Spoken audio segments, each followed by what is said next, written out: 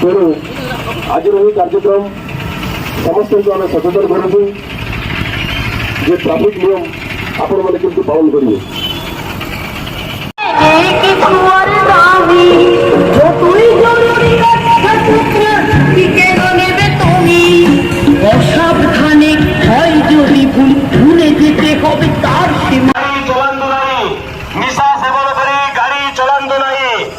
अत्यधिक यात्री गाड़ी चलांतु नहीं, गाड़ी चलेगा समय अन्य मनस्क रुहतु नहीं, गाड़ी चलेगा समय मोबाइल व्यवहार करंतु नहीं, ट्रैफिक नियम मानी गाड़ी चलांतु।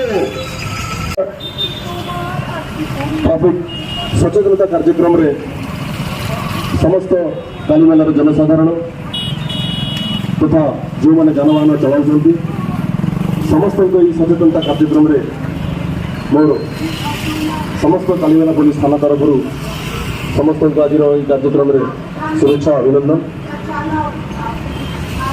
बंधुगण आपण मैंने जानी विगत दिन मानक तथा आपण मैंने टीवी न्यूज माध्यम देखुए प्रत्येक दिन दुर्घटना जनित मृत्यु संख्या वृद्धि पाँच।